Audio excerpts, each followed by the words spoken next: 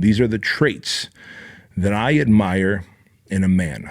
Number one, that you keep your promise. A man who keeps his promise, he keeps his word, to me is a solid human being. If you don't keep your promise, then what are you really? Your promise, your word is your reputation, and your reputation precedes you anywhere you go. Sadly, these days, everyone's so willing, so quick to break promises and to ghost people and to say something but do the other thing. And I don't know, maybe I come from a generation that's different, or maybe I just don't know any better. But I'm telling you right now, a man who can keep his promise and who can keep his word is a man of higher reputation, of higher value, and higher self-worth, right? If you have like self-esteem, self-confidence problems, it's because you probably haven't been keeping promises to yourself.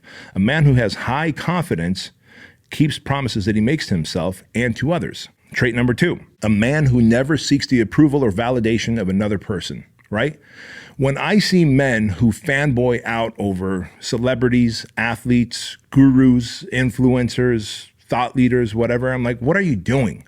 What are you doing? So I'm here to tell you right now, never seek the approval or validation of another man or another hero. Don't ever have like this hero syndrome. Don't put anybody, an athlete, a celebrity, a fucking president of the country on a pedestal. And I know you would never put some ice cream licking, hair smelling, geriatric dude on a pedestal anyway, but on the off chance you did, I'm telling you not to, because you are the top dog. You are the man on the pedestal. That's it. If there's one fucking pedestal, you belong on there. So please understand that you are the top G, that you are the fucking hero in your story. You are the man on the white horse. You are not to seek approval or validation from anyone, because the only approval and validation I need is that of my consciousness, of my greater higher self. All right, let's move on to thing number three. I value and admire a man who is never late and who is on time. As far as I'm concerned, and we share this at the project, if you're on time, you're late. If you're early, then you're on time. And then if you're late, it's unforgivable.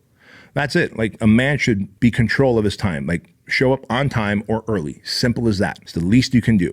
Number four, carry your own weight. This is something I admire about men, because these days so many people have fallen into that place of being a victim where they don't want to carry their own weight. They want a safe place to cry in. They want a safe space for this. They want to be able to get recognized for that. It's like, carry your own fucking weight. You have thoughts, you have feelings, you have emotions, manage them. Manage them.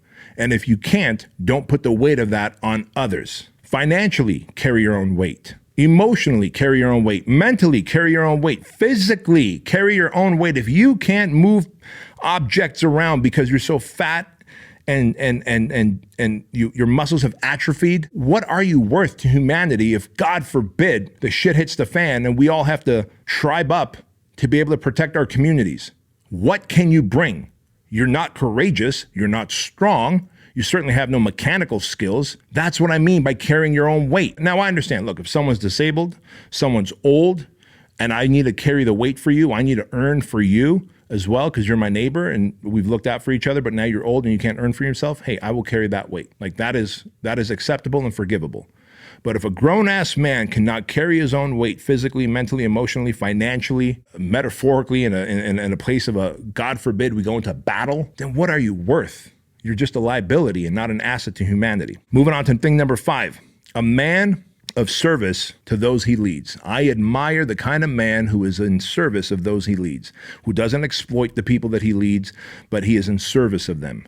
Most leaders, CEOs, whatever, think that because they have the title that they are the hot shit and they should do the least amount of work. As far as I'm concerned, and the three guys here behind the cameras will tell you that oftentimes I'm the last to leave this building and it's my truck parked out there and no one else's. I like to lead that way. I like to serve my team. I like to make sure that they're doing good and not just put them in a position of you do for me, but expect nothing from me for you. I like to go to lunch with them and work out with them and ask them how they're doing. That is servitude to your team. And I admire the kind of man who is willing to serve as a leader. Number six, I admire the kind of man who is aggressive, who lives a life of urgency, who can be violent, and yet is self-controlled. If you can be aggressive, you can operate in a state of urgency, and you can bring violence, you are probably one of the most calmest people I know. Trust me. You are that calm of a person, but you know, because you know how to keep it controlled. You're confident and you're controlled. The most dangerous people are those who do not know the skill of violence, who do not live urgently, who do not know how to be aggressive because they are passive aggressive. And the reason they are the most dangerous is because they are unpredictable. And so if you can't operate from a place of stoicism, yet still have aggression, urgency, and violence under control, then to me, you're not a man that I would admire. Number 7, I admire the kind of man who is kind, gentle, and loving. I don't think there's more I need to say about that. Number 8, I admire a kind of man who listens, not the man who is waiting to talk. I admire a man who listens, right? There's active listening, and then there's a person who's waiting to talk. You can always tell who's waiting to talk. They're just kind of chomping, leaning forward, chomping at the bit, waiting for you to finish, waiting for you to just to find that open spot for them to jump into that conversation. That is not a person who listens. I can't respect that person, because if you are listening, then you are actively participating in hearing my opinion, and therefore I will give you the respect of hearing and listening to your opinion as well. I also admire the type of man who is fit and athletic, because when I see a fit and athletic man, I can tell you immediately he's got several great traits. He's got the trait of consistency, he's got the trait of focus, he's got the trait of discipline, he's got the trait of delayed gratification, and he's got grit. Because no man who's fit and athletic just fell out of his mother's vagina that way. If you are fit and athletic, it's because you have put yourself through consistent workouts and constant clean eating over a long period of time through the traits of discipline, focus, consistency, and delayed gratification, and you have grit.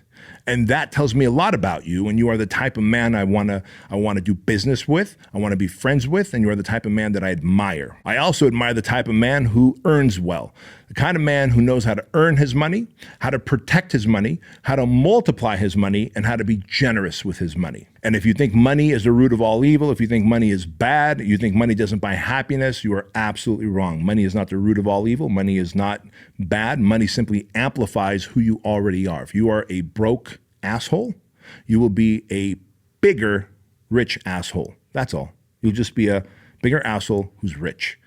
And if you are a person who's kind, caring, compassionate, generous, then you will be more of that when you have money, because money is just an amplifier of your personality, of who you are. I also admire a man who's a gentleman to all, who can open doors, who can say please and thank you, who when walking with a child or a woman or an elderly person can walk on the street side of the sidewalk. When going up an escalator, a man who stands behind his family. When going down an escalator, he stands in front of his family. A man who can be a protector, right? A gentleman. You might be like, wow, I didn't know a gentleman could be. Yes, gentlemen must protect. You must be a savage and a servant. And a gentleman, to me, is a combination of savage and servant, equal parts, perfectly balanced into a gentleman. I also admire the type of man who is well-spoken and a thinker. See, if you're well-spoken, that means you're well-read. If you're well-read, that means you cannot be contorted. Your brain, your thoughts, your ideology cannot be contorted by big traditional media. CNN, Fox, Newsmax, or any other big media. You're not just going to regurgitate what you've heard as ideology. Because if you are well-spoken, you're also a thinker, which means you are well-read. And if you're well-spoken and you're a thinker, then you are able to ask questions, be curious. If you can't show curiosity because you are so locked in on one ideology, either on the left or the right, you're a fucking idiot. You are brainwashed. And if you can't think for yourself, they will teach you how to think on their behalf. And that's probably what's happened to you. And I also admire a man who is confident and without ego. Confidence is a byproduct of keeping promises to yourself. Confidence is a byproduct of stacking W's, stacking wins over time, big and small wins. And when you start to develop confidence, you also begin to stoke your ego. That is just a byproduct of masculinity. However, the highest level of man knows how to develop his confidence while humbly controlling his ego. I admire that kind of man. I also admire the kind of man who has seen hardship and suffering. Because if you have seen hardship and suffering, you've gone through trauma, you've been through physical, emotional, sexual trauma like I have, you have seen hard times, you've had to eat out of dumpsters, you've had to live in your car, you have just faced adversity in your life, and somehow, like the phoenix, you have risen out of that mess. You're a person who is resilient. You are a person who is resourceful. You are a person who is relentless.